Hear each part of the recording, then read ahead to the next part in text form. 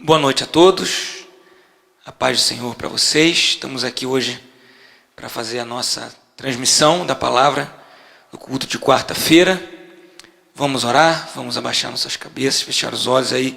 Você que está em casa também, que provavelmente vai estar ouvindo, que está vendo, a gravação, convido você a orar conosco.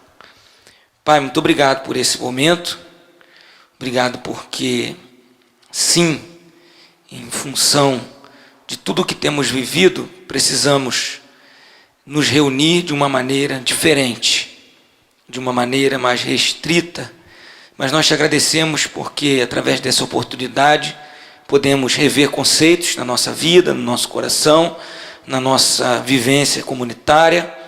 Então, que hoje, e que através desse momento de conversa, desse momento de reflexão, que possamos, através da Tua palavra e da ministração do Teu Espírito Santo, alcançar pessoas. Sabemos que aqui são pouquíssimos os que estão presentes, mas aqueles que vão estar em casa, ouvindo, vendo e pensando, Pai, para que possamos receber do Senhor aquilo que é da Tua vontade. Muito obrigado porque ainda temos esse recurso. Muito obrigado porque o Senhor nos deu esse acesso às pessoas, aos lares, que possa ser bem utilizado para a honra e glória do Teu nome. Em nome de Jesus. Amém. Amém? Bom, a primeira palavra que eu queria transmitir é sobre esse momento que nós estamos vivendo, Porque existem igrejas que, como nós aqui, da Igreja Batista Monte Xirizinho, Jacuecanga, fecharam as portas no sentido do culto público, não fechamos a nossa secretaria, não fechamos para algum momento de atendimento, de oração, de aconselhamento, mas fechamos para um tipo de aglomeração. Existem igrejas que fizeram como nós fizemos, e existem igrejas que estão abertas. O que eu queria dizer primeiro? Primeiro é uma palavra de pacificação. Nem todas as igrejas que estão abertas simplesmente por uma irresponsabilidade. Existem condições diferentes, existem igrejas que não têm o recurso de transmissão online, igrejas que não sabem o que fazer, e que nesse momento de confusão é muito comum até que todos cheguem a um consenso. Então, aquelas igrejas que não estão abertas, que evitem esse tipo de crítica, de julgamento, que só atrapalha num momento tão difícil como esse. E nem todas as igrejas que estão fechadas por medo e por pânico, por estarem acuadas. Provavelmente as igrejas que estão fechadas, fala por nós, por entender que nesse momento é o melhor a ser feito em prol da sociedade, em prol daquilo que a gente pode contribuir. Então, quem está fechado, respeite quem está aberto. Quem está aberto, respeite quem está fechado. E eu tenho certeza que no meio disso tudo nós vamos conseguir um entendimento. Certo? Eu vou ler um texto aqui, que é do pastor Antônio Carlos, de uma igreja batista nacional em Mangaratiba, cidade vizinha a nós aqui. E ele diz o seguinte: algumas igrejas são grandes, têm muitos membros. Outras são pequenas, têm poucos membros. Algumas são constituídas majoritariamente por jovens, outras por idosos. Algumas têm templo arejado, outras têm templo sem ventilação. Algumas estão em cidades em que o vírus ainda nem chegou. Outras estão em cidades em que ele está mais do que presente. Algumas são constituídas majoritariamente por pessoas com acesso a bons tratamentos de saúde. Outras pessoas que não têm acesso a esses tratamentos. Algumas igrejas têm a maioria dos membros com acesso e facilidade com tecnologia. Outras têm a maioria deles com pouca habilidade tecnológica. Algumas têm membros, entre aspas, obedientes. O grupo de risco vai ouvir a recomendação do pastor e não vai à igreja. Outras têm membros, entre aspas, desobedientes. O grupo de risco vai à igreja, apesar da recomendação do pastor, e ainda vai dizer: antigamente o pastor mandava a gente vir à igreja, agora eles mandam a gente ficar em casa. Essas são algumas, mas as variantes que determinam a condição de uma igreja local na tomada de decisão referente a uma questão como essa são diversas. E elas não podem deixar de ser consideradas, porque a igreja universal, a igreja que é o corpo místico de Jesus, só existe encarnada em comunidades particulares, com todas as suas especificidades. Definitivamente, não é uma decisão simples. Por isso, permitam-me uma sugestão.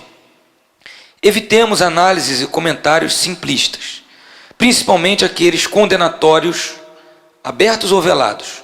Eles não ajudam em nada, só atrapalham. Esmagam quem já está esmagado pelo peso de ter que tomar a decisão.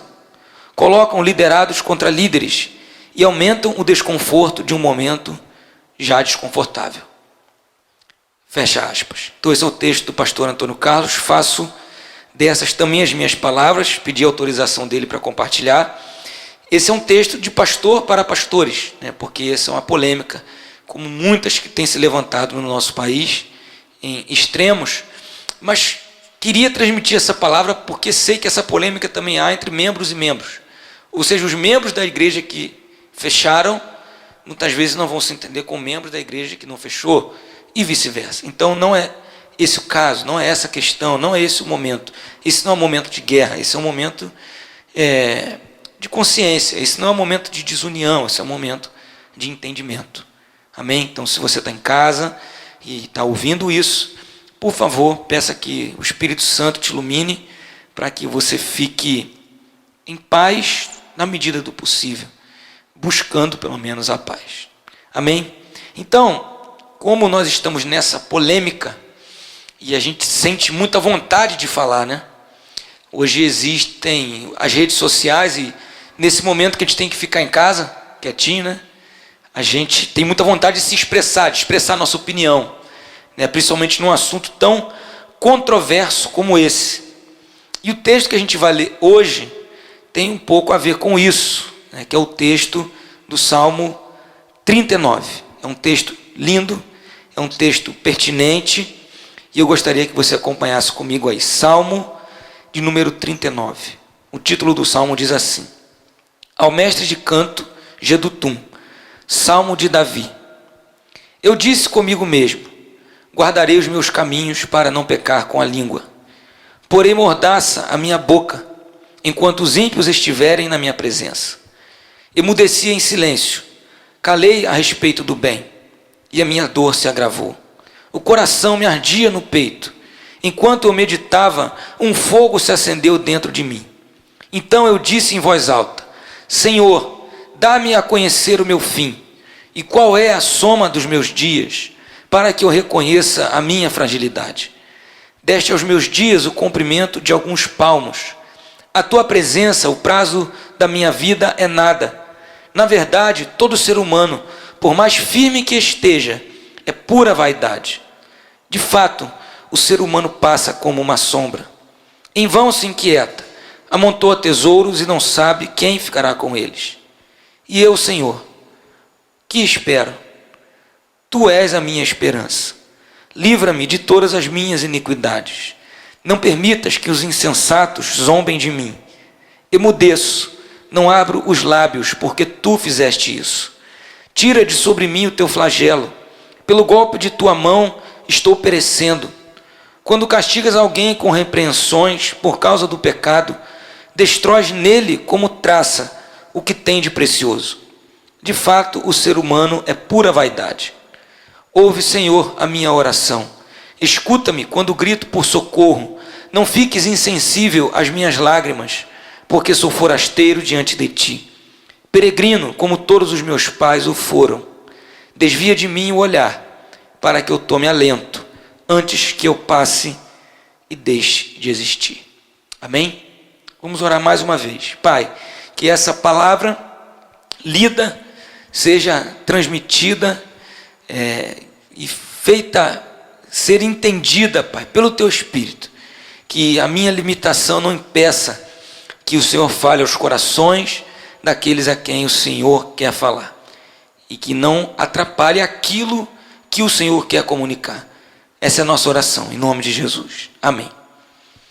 Então, esse é um salmo que ele fala de uma oração num tempo de dificuldade.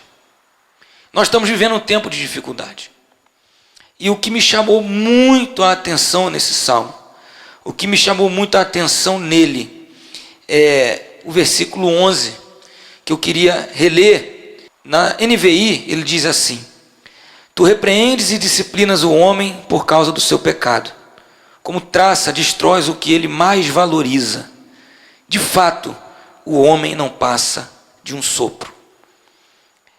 Então, eu li esse texto quarta-feira passada, na minha oração, estava orando esse salmo, e eu me deparei com essa declaração de que Deus às vezes precisa destruir aquilo que a gente mais valoriza.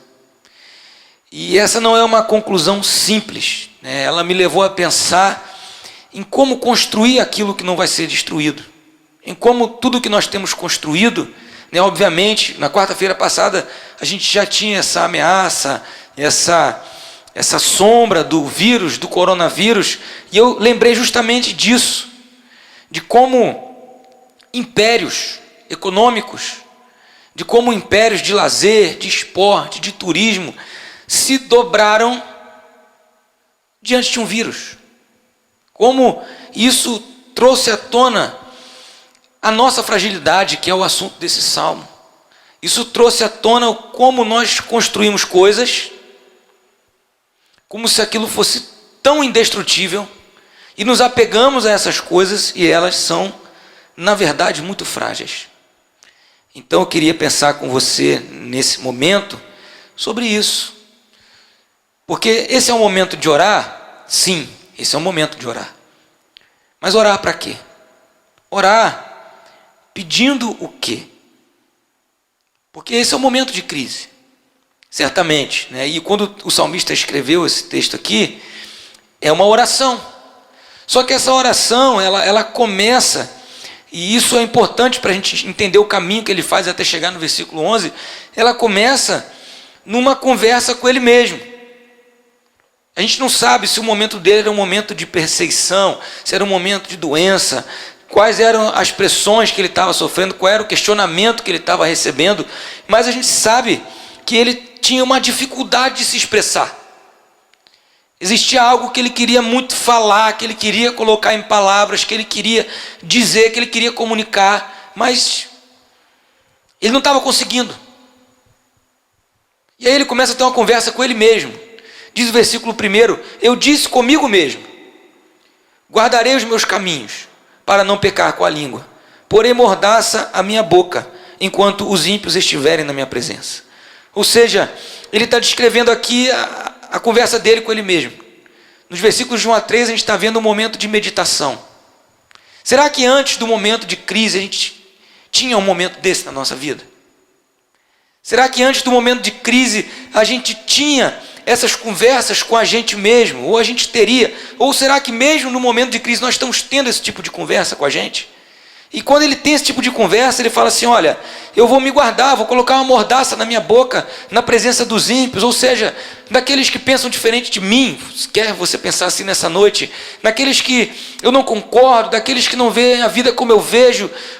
Pelo menos foi uma decisão sábia dele, eu não vou falar nada, eu vou ficar quieto, eu vou me conter nesse momento, eu vou me abster nesse momento. Essa era a conversa dele com ele mesmo. E ele diz no versículo 2, qual foi o resultado desse silêncio? Emudeci em silêncio, calei a respeito do bem, algumas versões dizem até mesmo sobre o bem, e a minha dor se agravou. E fatalmente é isso que acontece com a gente, porque muitas vezes esse nosso silêncio é um silêncio amargurado, é um silêncio de quem se vê injustiçado, de quem se vê mal compreendido, de quem vê uma injustiça, de quem vê uma situação e não consegue dar vazão àquilo. A verdade é essa. Então quando ele toma a decisão de se calar, apesar de ser uma decisão boa, talvez ele não estava ainda com o coração dele no lugar certo. Talvez ele ainda estava preocupado em provar alguma coisa para alguém, ou externar aquilo que era legítimo, que estava no peito dele, como pode estar no seu peito, no seu coração, nesse momento de tanta confusão. E a dor dele se agravou. Que ele diz no versículo 3, no final dessa meditação, o coração me ardia no peito, né? Enquanto eu meditava, um fogo se acendeu dentro de mim. Então não é difícil se identificar com o salmista, não é verdade? Nos dias que a gente está vivendo, quando a gente tem essa torrente de informações, né, sobre o vírus, sobre leis, sobre situações, sobre medidas, sobre cura, a gente vai pensando, a gente vai ligando uma coisa na outra e a gente vai se aquecendo, o nosso interior entra em ebulição e dá nó na nossa cabeça, pelo menos na minha, de vez em quando tem dado, e eu fico assim, meu Deus, eu fico meio deprimido, assim como o salmista, eu fico meio chateado, eu fico meio confuso. Mas é boa essa conversa dentro da gente primeiro. Porque aí, no finalzinho do versículo 4, ele resolve, do versículo 3, perdão, ele resolve abrir. Ele fala assim, então eu disse em voz alta. E aí o salmo dá uma guinada. Até então ele está descrevendo uma conversa dele com ele mesmo, mas agora ele vai abrir o coração, agora ele vai orar. Nós vamos ver no versículo 4 que agora ele vai se dirigir a Deus. Ele vai se dirigir ao seu Senhor, aquele que ele entende que, diferentemente dos ímpios ou diferentemente de qualquer pessoa, aquele que vai entender ou que vai dar para ele algo que ele precisa. E aí que entra a nossa oração. Como eu fiz uma pergunta, orar pelo quê? Orar pedindo o quê? Porque existiu uma crise externa a ele, provavelmente. Mas a gente já viu até o versículo 3 que essa crise externa provocou uma crise interna, ou revelou uma crise interna, uma ebulição na alma dele, na mente dele. E aí ele fala assim, na sua oração, Senhor, dá-me a conhecer o meu fim, e qual é a soma dos meus dias, para que eu reconheça a minha fragilidade. E quando eu li esse texto na semana passada, como eu já compartilhei com vocês, isso me chamou muito a atenção. E a palavra que ficou anotada no meu caderno, no meu diário, bem grande, foi fragilidade. Então, alguns interpretam esse versículo como se ele estivesse tão deprimido, que quando ele fala, Senhor, dá-me a conhecer o meu fim, é como se ele estivesse dizendo, Senhor, eu quero morrer. Mas quando eu leio a segunda parte, onde ele fala, para que eu reconheça a minha fragilidade, eu não creio que ele queria morrer. Eu creio que, de fato, ele está orando para isso, para que isso aconteça, para que ele reconhecesse a sua fragilidade. Então, isso é a primeira coisa que a gente aprende. Que uma crise externa provoca ou revela uma crise interna. E que uma crise interna nos leva a orar e reconhecer a nossa fragilidade. E Deus está respondendo essa nossa oração. Sim, todo mundo diz, olha, a vida passa rápido, não é verdade? Todo mundo fala, olha, nossa vida, né, é passageira. A gente fala isso da boca para fora. Mas quando a gente coloca isso diante de Deus em oração, no meio de uma crise, e Deus responde, a gente é obrigado a reconhecer que nós somos frágeis. A gente é obrigado a se dobrar diante de situações. E aí, quando a gente se dobra, nós reconhecemos o quanto somos frágeis. Então, nessa noite, sim, eu convoco a igreja a orar. Mas eu convoco a igreja a orar essa oração. Porque essa oração aponta para dentro da gente. Essa oração dele não aponta para os ímpios. Essa oração dele não aponta para os problemas externos. Essa oração dele é por ele, para que ele tenha o seu entendimento transformado. Então, se nem o coronavírus, se nem as escolas fechadas, os restaurantes fechados, as igrejas fechadas, as ruas vazias, servirem para a gente olhar para dentro da gente mesmo e reconhecer algo e ser transformado, como nós vamos fazer isso? Então sim, é momento de orar. É momento da igreja se unir em oração. Mas é momento de cada um de nós orar e pedir para Deus, para que essa fragilidade não fique só do lado de fora do nosso entendimento, mas para que ela quebre a gente, para que ela dobre a gente, para que a gente ore, viva e conviva a partir desse reconhecimento. Porque ele está dizendo assim, olha, Senhor, dá-me a conhecer o meu fim, qual é a soma dos meus dias, para que eu seja frágil. Ele já sabe que é. Só que ele diz, para que eu reconheça. Como é difícil a gente reconhecer uma coisa a nosso próprio respeito. Mas nessa noite, eu queria te chamar para orar. Não para que você tenha uma opinião, mas para que você reconheça o seu ponto fraco. Para que você reconheça o quanto você é frágil. O quanto nós somos frágeis.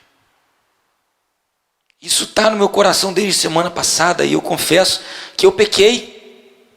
Porque em vários momentos, nessa crise que foi se instaurando, nós fomos forçados a tomar decisões difíceis. Em muitos momentos eu quis me provar forte. Em muitos momentos eu quis dizer e colocar e impor o meu ponto de vista sobre outros. E isso não veio da minha fragilidade. Isso não veio do reconhecimento da minha fragilidade. Isso veio da minha necessidade de me sentir forte, de me sentir seguro, de me sentir amparado por algo que não era para me fazer sentir seguro, porque era a minha força. E aí, esse versículo 4 é a nossa oração. Senhor, me faz conhecer para que eu reconheça a minha fragilidade. E não conhecer para que eu imponha a minha força.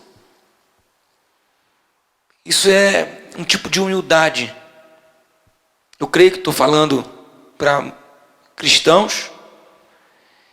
E eu sei que essa humildade às vezes falta na igreja. Por incrível que pareça. Ontem eu fui a uma reunião dos representantes do governo municipal, em especial o secretário municipal de saúde.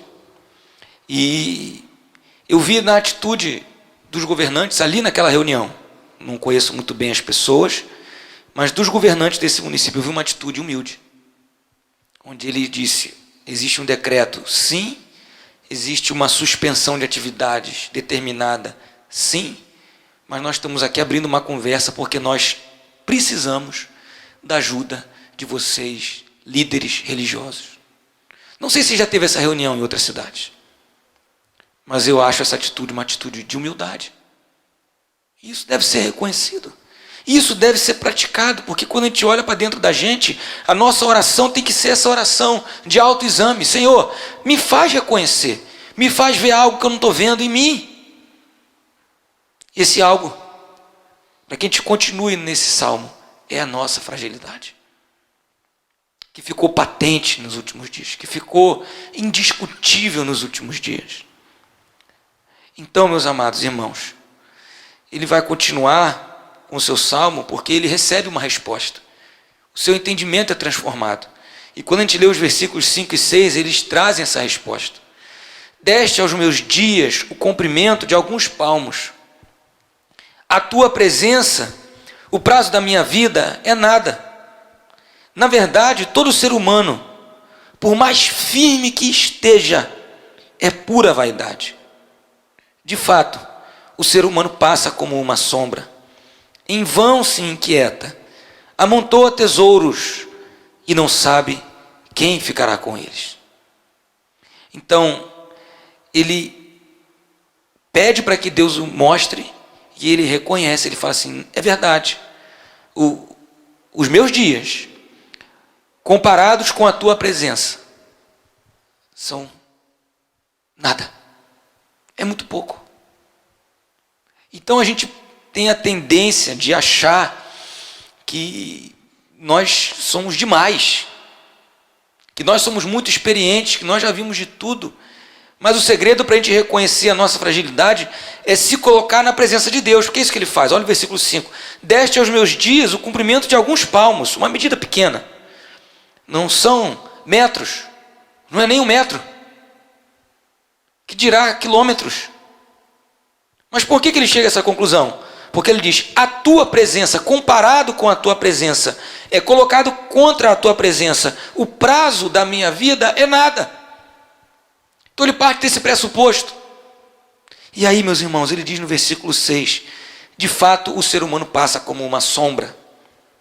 E aí eu quero ler para vocês o comentário do Spurgeon, pregador batista que viveu no século retrasado, sobre essa frase. De fato, o ser humano passa como uma sombra. Porque Que comentário atual, feito há aproximadamente 150 anos atrás. Ele diz assim: a vida é apenas um transcurso passageiro. Só uma coisa é verdadeira. Dois pontos. Que não há nada verdadeiro. Ao nosso redor, as sombras nos escarnecem, ou seja, elas debocham da gente. Andamos entre elas e muitos vivem por elas, como se as imagens zombeteiras fossem a realidade. Reagem a elas com dedicação própria apenas para a realidade e se perdem nos fantasmas desta cena transitória. Ou seja, Spurgeon entendeu que essa sombra é o que nós achamos que é realidade. Relações frágeis, construídas, e nós reagimos a isso com tanto afinco, a partidos e ideologias políticas, a práticas que a gente pratica há 20 anos e acha que são práticas eternas, são sombras. Algo que passa, algo que está ali enquanto o sol está passando naquela posição, daqui a pouco não está mais. Porque a verdadeira realidade é Deus, só Ele é real. Só Ele nos ilumina e mostra a realidade. Mas nós estamos reagindo às sombras, vivendo para as sombras, vivendo para aquilo que passa, brigando por causa de sombras. E quando o versículo diz assim: em vão se inquieta o homem, ele comenta mais ainda, por causa das sombras que nós achamos tão reais. Os homens, vê se não é a descrição do nosso tempo, os homens irritam-se, enfurecem-se e preocupam-se, e tudo por mero nada. São sombras perseguindo sombras, enquanto a morte os persegue.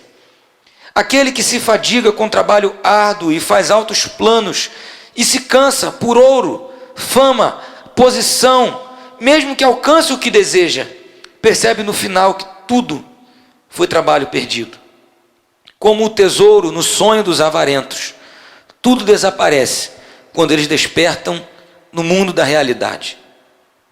Leia o texto com atenção. E depois escuta o barulho da feira, os unidos das compras e vendas, o estrondo das ruas da cidade, e lembra-te de que todo esse barulho, que é o que significa a palavra hebraica aqui do texto, esta quebra de silêncio é formado de vaidades quase irreais e passageiras, descanso interrompido, medo ansioso, cérebro esfalfado, mente falha, loucura. Essas são etapas no processo de desinquietação para muitos, e tudo para serem ricos, ou em outras palavras, carregarem-se a si mesmo de penhores, penhores que também o homem logo tem que deixar. Então, se isso não descreve a gente, eu não sei o que mais descreve. Pessoas correndo atrás de sombras, se deixando desgastar por um barulho, por um ruído. E eu, quando li esse comentário do Spurgeon, eu me lembrei das imagens, que tem passado no jornal constantemente, das cidades da Itália, das cidades na Espanha, de outros países, de ruas vazias. Então, o que essas ruas vazias nos ensinam? O que esse silêncio quase sepulcral em muitas cidades onde foram decretadas medidas mais restritivas ainda do que as nossas aqui no Brasil, o que é que esse silêncio nos ensina? Será que a gente... É claro que a gente fica triste, mas já que essa situação está posta, não podemos encarar esse silêncio como uma lição. Não podemos encarar esse silêncio como uma chamada a não mais se inquietar por tesouros, como ele diz no versículo 6, que nós não sabemos onde vão ficar. E aí ele introduz esse tema do tesouro, que a gente vai desenvolver na segunda metade, na metade final. Porque o homem amontoa tesouros. O homem que vive reagindo às sombras, que vive reagindo a esse ruído, que é alcançado por esse ruído no seu interior, que se fica, como diz ele, como diz, com um cérebro esfalfado, sofrido, com uma mente falha, que vive uma loucura. Então, esse homem acumula tesouros e ele não sabe para que serve esse tesouro. Então essa é a resposta que ele tem da oração dele, é isso que ele enxerga. É isso que eu queria te chamar para enxergar nessa noite. Essa realidade tão frágil, nossa, mas que muitas das vezes nós consideramos como se fosse um tesouro. Então, nos versículos de 7 a 11, que é a segunda metade, para a gente terminar, quando ele ora, quando Deus responde, uma transformação acontece no seu entendimento. E é para essa transformação que eu quero te convidar. E ele diz assim: e eu, Senhor? E agora é o nosso posicionamento, agora é a nossa reação, agora é o nosso papel. E eu, Senhor, que espero? Ou seja, ele está perguntando para o Senhor dele. Ele está perguntando para aquele que vai dar a orientação. Ele está perguntando para aquele que vai dar a resposta que nós tanto queremos, que nós tanto buscamos, que não está no barulho, que não está nas sombras, que não está nas vaidades, que não está em muitas coisas nas quais a gente acha que está. Ele fala para o Senhor dele. Ou seja, agora, ele que era uma pessoa com um fogo interno, que era uma pessoa inquieta, amargurada, calada, com raiva, ele agora está perguntando, ele tem um foco. E eu, Senhor? Então, traga esse foco para a sua vida. E eu, Senhor, que espero? E ele diz: tu és a minha esperança. Com todo respeito a todos que fazem várias opções, ele não está dizendo que em um momento na igreja, então, quando ele tem esse foco, ele pergunta para o Senhor o que esperar. E ele diz para o Senhor: tu és a minha esperança. Então veja, ele recomeça a orar aqui. Ou não sei se ele parou de orar, mas aqui ele se dirige de novo a Deus. Mas se dirige de um pouco diferente já, transformado. Porque agora ele tem esperança.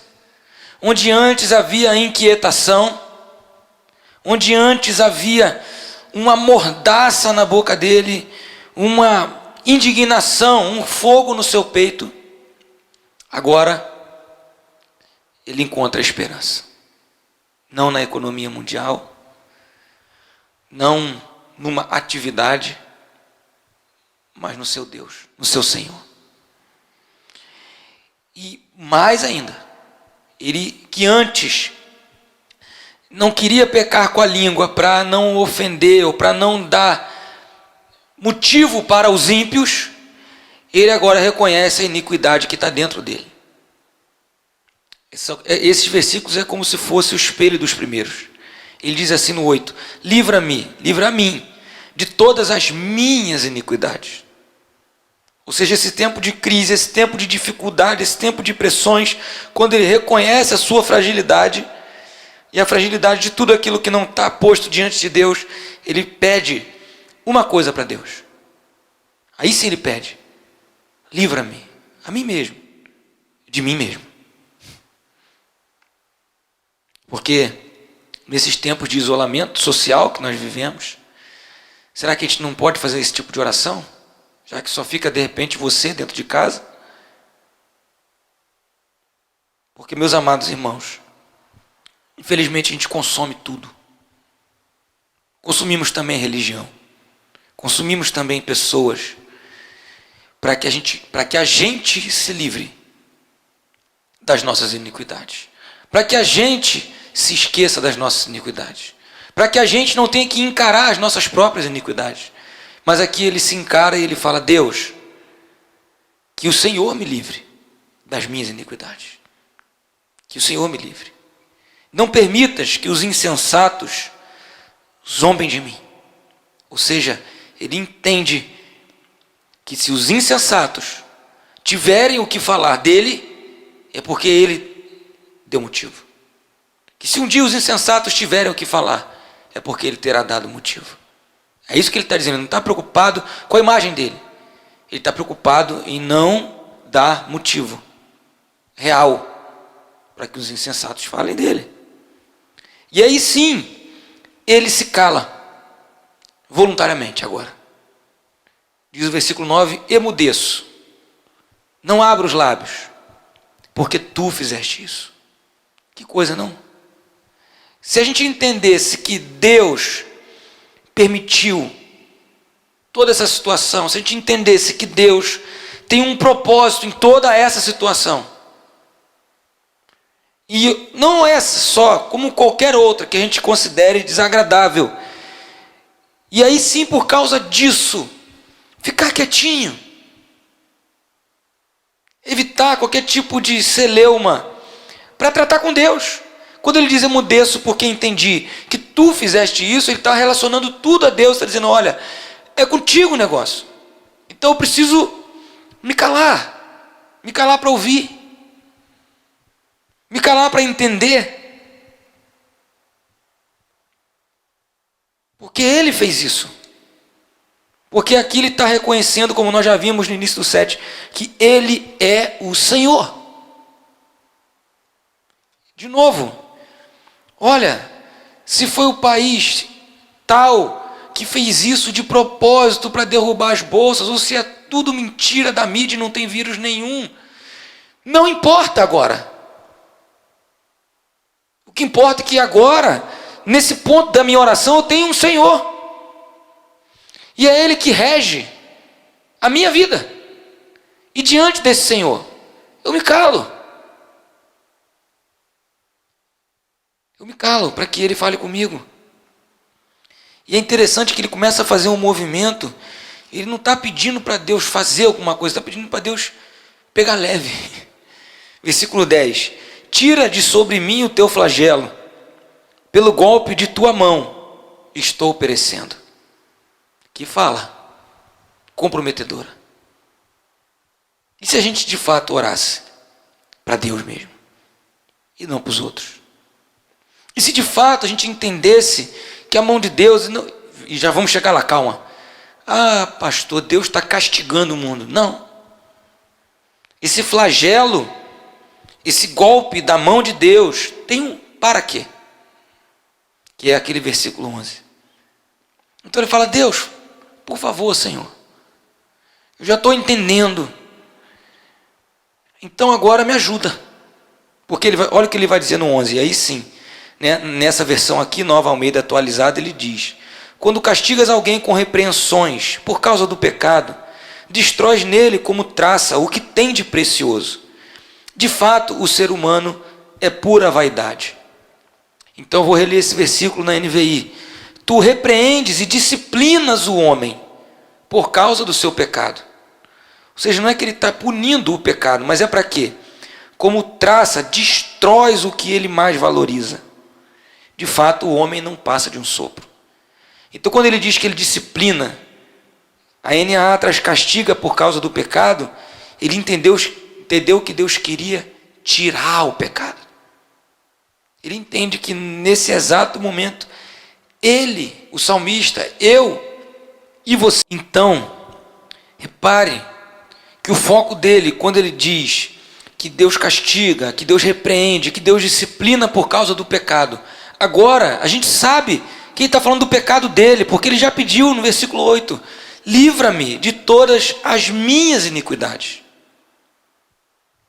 Então, meus amados, ele não quer dizer com isso, nós já sabemos que Cristo morreu e perdoou os pecados.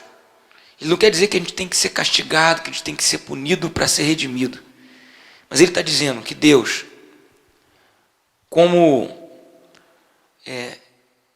disciplina, como treino para a nossa vida, para que a gente consiga pensar a partir de uma mente não dirigida pelo pecado, para que a gente consiga construir uma realidade real, indestrutível, não mais naquilo que passa. Deus destrói muitas coisas. É o que ele diz aqui no versículo 11, na NVI, como traça, destróis o que ele mais valoriza. E aí eu fiquei pensando que isso, o que a gente mais valoriza, pode ser muita coisa. E que Deus destrói. E que nós temos visto hoje, numa escala global, ele destruir. A minha pergunta é, para a gente se encaminhar para o final, como nós vamos construir o que Deus destruiu? Como nós vamos reconstruir a nossa vida? Essa é a pergunta. Com mais ansiedade? Com mais iniquidade? Com mais falta de bom senso? Com mais falta de autoexame? Como, em que base nós vamos reconstruir? O que é que vai sobrar? O que é que vai sobrar? E quando ele fala como traça, destróis o que ele mais valoriza, eu me lembrei do texto lá de Lucas. Eu queria ler esse texto com vocês.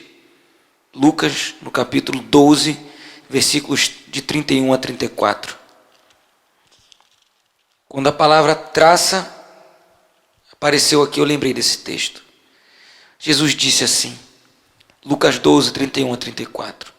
Busquem, antes de tudo, o seu reino, e estas coisas lhes serão acrescentadas. Ele está dizendo comida, vestimenta, sustento. No 32 ele continua. Não tenha medo, ó pequenino rebanho, porque o Pai de vocês se agradou em dar-lhes o seu reino. Vendam os seus bens e deem esmola. Façam para vocês mesmos bolsas que não desgastem, tesouro inesgotável nos céus, onde o ladrão não chega, nem a traça corrói, porque onde estiver o tesouro de vocês, aí estará também o seu coração. Então, para mim, aqui é o auge. Quando o salmista diz lá que Deus destrói como traça aquilo que às vezes nós mais valorizamos, eu entendo que, nesse caso, nós valorizamos demais coisas que não eram para ser valorizadas. E aí a pergunta que fica, e Jesus responde essa pergunta é, o que então nós podemos construir? Como construir? Porque aquilo que a gente mais valoriza é o nosso tesouro. Então, nessa noite eu te pergunto, qual é o seu tesouro? Onde está sendo construído esse tesouro? Será que não vale mais a pena a gente logo construir um tesouro em Deus? Ou seja, um tesouro indestrutível. Porque tudo que a gente construir nele não vai ser destruído. Se ele repreende, se ele disciplina, se ele faz a gente passar por um fogo, como é o que dá a entender esse versículo, é porque ele quer destruir tudo aquilo que é destrutível. Só que, infelizmente, muitas vezes, o nosso tesouro é aquilo que é destrutível e vai ser destruído. Em um momento ou no outro, vai ser destruído. Então, que a gente aceite a fala de Jesus, de não ter medo, de buscar o reino dos céus, porque Deus se agradou, o nosso Pai se agradou em dar para a gente o reino dele, ele quis dar o reino dos céus, onde o Senhor é esse Jesus que estava falando aqui, que morreu, que ressuscitou, que subiu para governar. Será que nós estamos buscando esse reino? Meus amados irmãos, sinceramente, sendo muito sincero, quando eu vejo muitas das discussões que nós temos hoje, onde a Bíblia é utilizada, onde versículos são utilizados, não me parece que é esse reino indestrutível que está em questão. Me parece que a gente está brigando muito mais por coisas que passam. Me parece que a gente está brigando por farrapos deixados pelas traças. E não entendeu ainda o óbvio, o que está bem diante de nós, o reino dos céus. Então, que nós possamos ouvir o apelo de Jesus, a fala dele, que diz para a gente não ter medo. Porque o reino foi dado por agrado do Pai, e que existe como nós fazermos. Façam para vocês mesmos bolsas que não desgastem, tesouro inesgotável nos céus, onde o ladrão não chega, nem a traça corrói. Porque onde estiver o tesouro de vocês, aí estará também o seu coração. Então, minha chamada nessa noite, a chamada que eu recebi do Pai, nessas palavras, a partir do que Ele destruiu e tem destruído na minha vida, é para que eu olhe para Ele. É para que eu comece a abrir mão, a me desfazer de tudo aquilo. Quando Ele diz, vendam seus bens, deem esmola. É me desfazer. É aceitar que tem coisas que a gente precisa perder, mas que tem algo que a gente pode construir. Olhando para Ele. Colocando o nosso coração nele, colocando e valorizando as coisas certas, valorizando o Deus certo. É assim que a gente tem que viver. É isso o que a gente precisa aprender nesse momento tão essencial. Aceitar que as sombras vão passar. Aceitar que Deus disciplina, que Deus destrói coisas, às vezes hábitos, para que a gente possa reconstruir aquilo que não pode ser destruído. Porque o que vai ficar é o que não pode ser destruído. É interessante que nesse tempo a gente ouve muitas alusões ao templo. E aí, essa é a minha posição. Irmãos, o templo de Jerusalém representava algo especialíssimo para o povo, quando foi construído. E esse templo foi destruído 2 vezes. Jesus, quando interpelado pelos seus discípulos, que falaram assim, que pedras maravilhosas, que construções, ele disse, derrubem esse templo e eu reconstruo em 3 dias. Então, eu sinto decepcionar alguns, mas isso aqui, onde hoje eu estou aqui falando para uma câmera e para 6 irmãos, isso aqui não é o templo. Não chame isso de templo. Isso aqui é um prédio de alvenaria. Nós somos o templo. Quando fechar esse templo aqui, aí realmente está fechado. O prédio, infelizmente, porque é o lugar onde a gente gosta de se encontrar, de se abraçar, depois de comer o lanchinho da cantina, o pastel da irmã Conceição, o caldo, quando está mais friozinho, tem um caldinho, o mocotó, canjiquinha. Eu gosto do caldo, gosto da canjiquinha. Mas isso aqui não é o templo. Esse prédio não é o templo.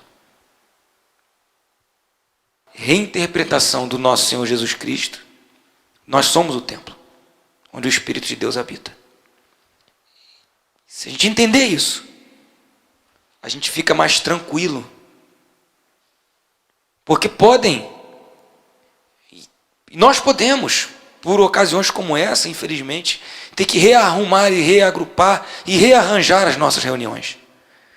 Mas se a gente olhar um para o outro com um olhar de irmão, comprado pelo sangue de Cristo, filhos do mesmo Pai, esse relacionamento é indestrutível. Nenhuma gripe, nenhum vírus pode destruir esse relacionamento. Mas a minha iniquidade, a minha pressa de me expressar, a minha vontade de me impor, a minha arrogância pode destruir esse relacionamento. É por isso que o salmista, quando está orando de novo, ele diz, olha, tira de mim a minha iniquidade. Quando o Senhor pesa a mão sobre mim, é duro, é difícil, o Senhor pesa menos porque é ruim. Mas isso me mostra aquilo onde eu estava colocando as minhas esperanças. Sinceramente, Como ele diz aqui, o ser humano é pura vaidade. Eu espero que quando passar esse tempo, e eu creio que vai passar, não sei se são 15 dias, se são 30, se são 60, não sei, mas eu creio que vai passar. E uma certeza no meu coração eu tenho: se a gente se mantiver atento ao Espírito Santo de Deus, se a gente se mantiver com os olhos naquele tesouro e trabalhando com as nossas mãos para construir aquilo que é indestrutível, tesouro inesgotável nos céus, onde o ladrão não rouba, onde espertinho nenhum chega, onde a traça não corrói, se a gente continuar fazendo isso, eu tenho certeza que se forem daqui a 3 meses, se a gente ficar com esse foco, nossos relacionamentos estarão mais fortalecidos do que estavam antes.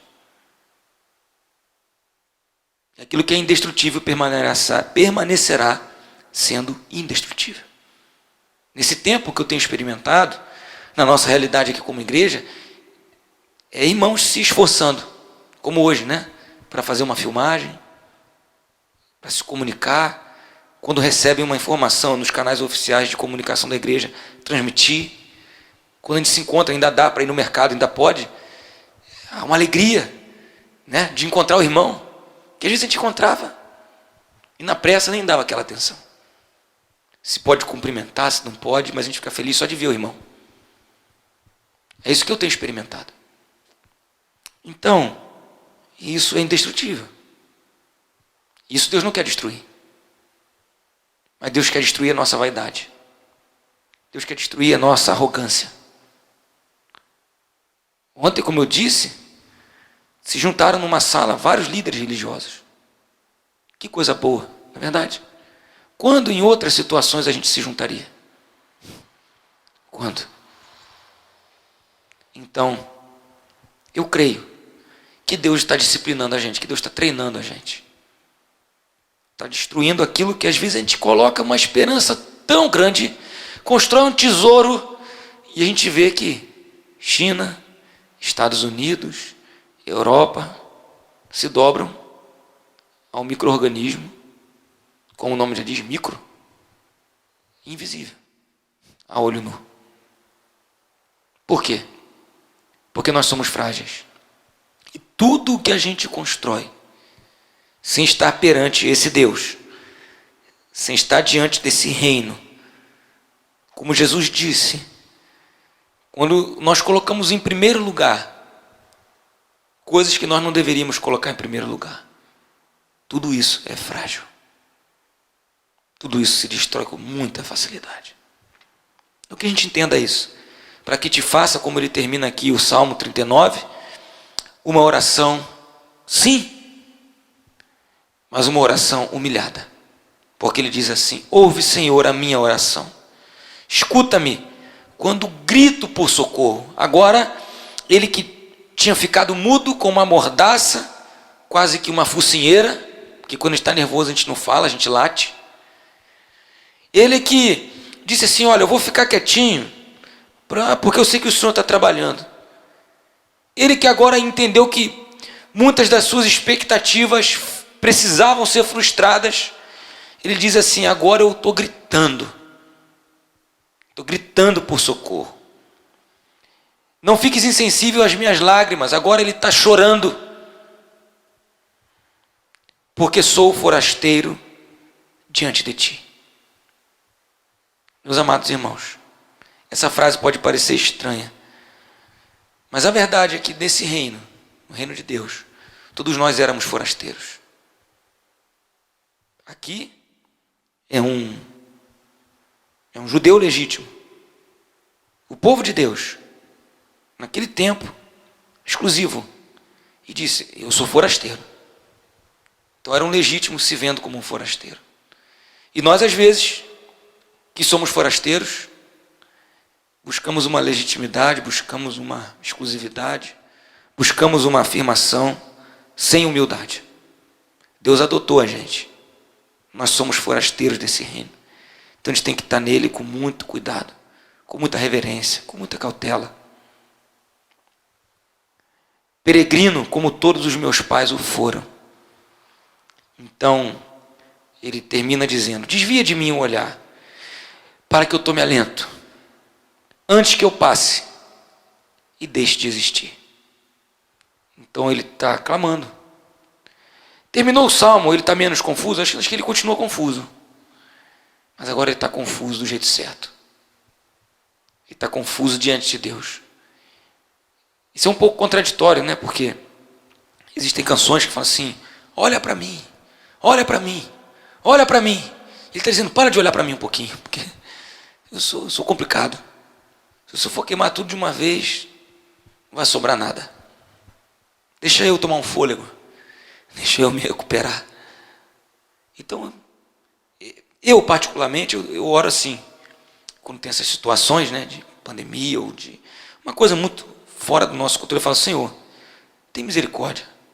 Eu já entendi que isso aí não é questão que se resolve facilmente.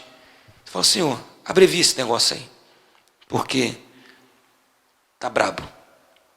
Basicamente, essa é a conclusão que ele chega. Então, meus amados irmãos, a gente possa ter uma oração humilhada. É um texto que tem muito sido falado ultimamente, né? Se o seu povo, que se chama pelo seu nome. A gente lembra de várias partes desse texto, mas se esquece da primeira coisa que ele fala: se humilhar. Então, como eu disse, ontem eu vi num órgão público, na figura de uma pessoa, tá? De uma pessoa, eu vi humildade. Mas infelizmente, naqueles que são cidadãos do reino, cidadãos meio forasteiros, foram incluídos, adotados, infelizmente, eu não tenho visto tanta humildade assim.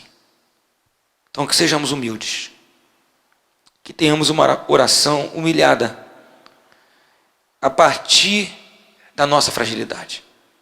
Que tenhamos uma oração como essa do versículo 4, primeiro: Senhor, dá-me a conhecer o meu fim, qual é a soma dos meus dias, para que eu reconheça a minha fragilidade.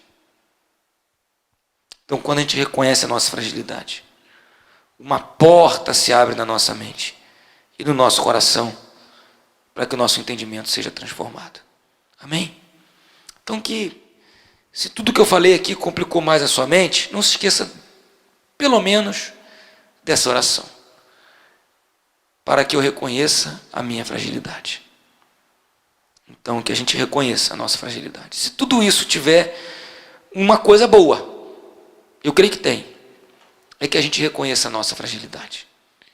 Que a gente não lute a partir mais da vaidade, que a gente não lute mais a partir da necessidade de afirmar coisas que nós não sabemos muito bem, mas que a gente lute a partir do reconhecimento da nossa fragilidade. Para construir relacionamentos indestrutíveis no reino dos céus. Amém? Vamos orar. Gostaria que você baixasse sua cabeça, mesmo se você estiver em casa nesse momento, ouvindo, ou assistindo, se a gente tiver sucesso com a nossa primeira filmagem.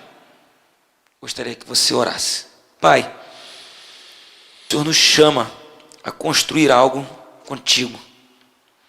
Construir um tesouro inesgotável nos céus, onde o ladrão não rouba, onde a traça não corrói. Então, que a gente aprenda, Senhor, isso. Que a gente reconheça a nossa fragilidade, que a gente se coloque diante de Ti. E ao se colocar diante de Ti, tenha esperança em Ti. Para que a gente olhe para o nosso irmão, para o nosso amigo, para o nosso vizinho, mesmo aquele que é diferente da gente, e que estejamos unidos, não pela nossa força, mas pela nossa fragilidade. Essa oração do salmista é uma oração universal. Pode ser feita por qualquer ser humano, porque ela nos leva a reconhecer a nossa fragilidade. O que me identifica com qualquer ser humano é a minha fragilidade.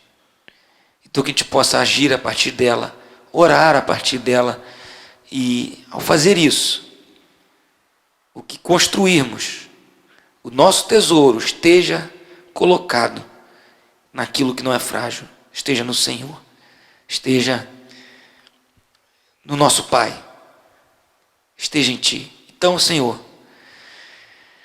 eu acho que a gente ainda não pode orar como Ele no finalzinho e dizer assim: Senhor, desvia o Teu olhar de mim. Eu acho que ainda precisamos perder algumas coisas, mas que isso seja breve, Senhor, porque eu não sei se a gente aguenta. Nos ajuda, Pai, nos ajuda. Muito obrigado, porque em meio a isso tudo o Senhor tem levantado uma igreja indestrutível.